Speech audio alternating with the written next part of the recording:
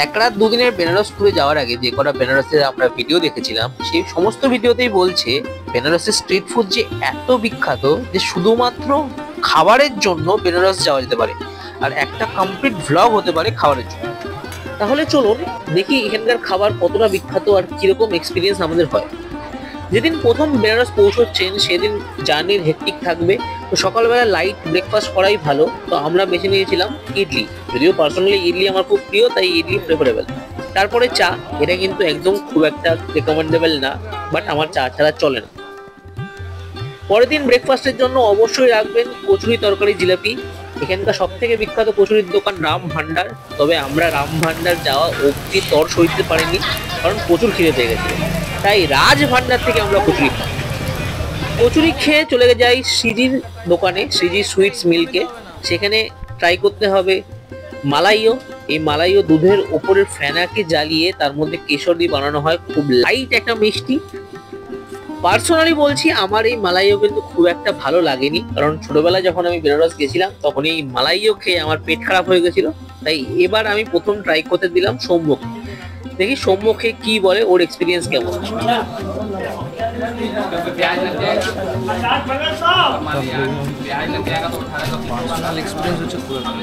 তো মালাইওতে ফলস খেয়ে আমরা খুঁজলাম লস্যি, কারণ লস্যিও খুব প্রিয়। লোকে বলে পালোয়ানের লস্যি বা ব্লু লস্যি খুব ফেমাস, কিন্তু সেটাও খুঁজে পেলাম না, কারণ আমাদের কাছে সময় খুবই কম।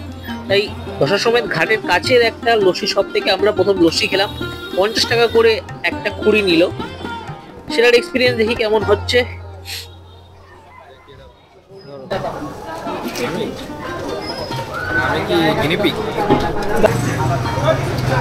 যা বুঝলাম এই লস্যিও সৌম্যর ভালো লাগেনি।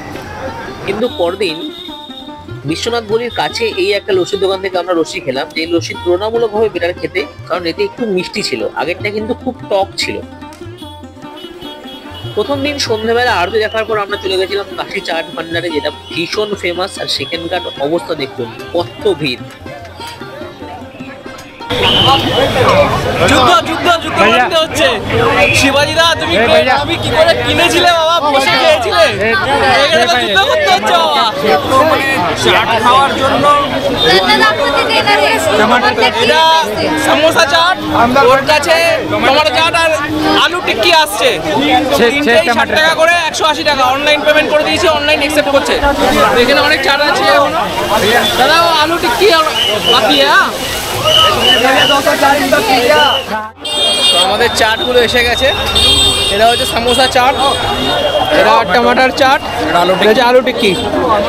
ও ভাই, এখানে পুরো যুদ্ধ চলছে। তাই যুদ্ধের আমরা এখন জিতে গেছি, 5 মিনিটের চাট পেয়ে গেছি। খেয়ে দেখি কেমন খেতে। প্রচন্ড হাইপ হয়ে রয়েছে, প্রচন্ড হাইপ। এরপর মুখটা আবার মিষ্টি করার জন্য আমরা খুঁজলাম কুলফি, রাবড়ি কুলফি। দাম নিল 130 টাকা, একটু ওভার প্রাইস আমার মনে হলো। দামটা একটু বেশি হলো, বেশ রাবড়ি দিয়ে, ফালুদা দিয়ে, ড্রাই ফ্রুটস দিয়ে এটা বানিয়ে দিয়েছিল, খেতে বেশ ভালো লাগছিল। প্রথম একটা জিনিস খেলাম যেটা বেনারসে ফেমাস, আর যেটা খেতেও যথেষ্ট সুন্দর। একটু দাম বেশি, 130 টাকার জায়গায় যদি 100 টাকা হতো তাহলে কিন্তু খুব পারফেক্ট।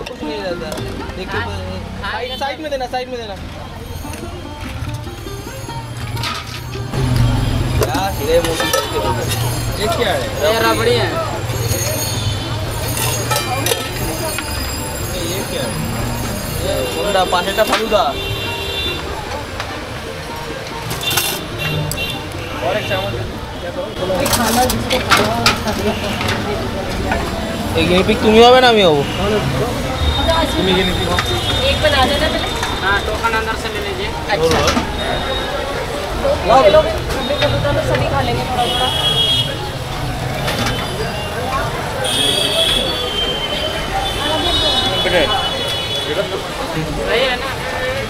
फिर भी 130 सही नहीं है यार। 100 रुपए होता तभी ठीक था। 130 बहुत ज्यादा है इसका। রাতের বেলা বিশ্বনাথ গলির পাশের যে দোকানগুলো আছে যেখানে 80 টাকার থালি পাওয়া যায়, সেই দোকানগুলোতে একবার প্যারার দাম জিজ্ঞেস করলাম।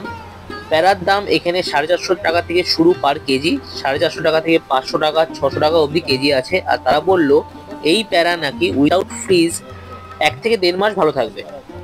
আমরা একটু টেস্ট করে দেখলাম, ভালোই ছিল টেস্ট, কিন্তু আমরা প্যারা কিন্তু এই দোকান থেকে নেইনি। আমরা প্যারা নিয়েছিলাম পরদিন সকালবেলা ওয়ার্ল্ড ফেমাস রাম ভান্ডার থেকে। এখানে প্যারার দাম একটু বেশি, পার কেজি 560 টাকা করে। 1 কেজিতে 40টা প্যারা পাওয়া যাবে, আর প্যারার স্বাদ অসাধারণ। সব মিলিয়ে যা বুঝলাম, বেনারসের খাবার নিয়ে যে হাইপটা সোশ্যাল মিডিয়া বা ইউটিউব ফেসবুকে রয়েছে, সেটা কোনোভাবে রিয়েল আর রিলের মধ্যে যে অ্যাকচুয়াল ফারাকটা সেটা মনে করিয়ে দেবে। প্রত্যেকটা খাবার আমার খুব একটা আহামরি লাগলো না, এর থেকে ঢের গুণে ভালো খাবার আমাদের কলকাতায় পাওয়া যায়। কলকাতার অলিতে গলিতে যে স্ট্রিট ফুড আছে সেগুলো এর থেকে অনেক ভালো। আর ফুচকা যেটা আমরা খেয়েছিলাম, এটাকে একদম জঘন্যতম বলা যায়। আর দই ফুচকা তো নামই ছেড়ে দাও। গদলিয়া চকের রাস্তায় যে ফুচকা পাওয়া যায়, আমি সবাইকে বলবো কখনো এখান থেকে ফুচকা খাবে না, একদম ওর্স ফুচকা খেতে। এত বাজে ফুচকা আমি কোথাও খাইনি। তো যাই হোক, মোটামুটি ভালো খারাপ মিলিয়ে বেনারসের খাবার আমি 3.5 আউট অফ 5 দেবো। বাকি তোমাদের ব্যাপার।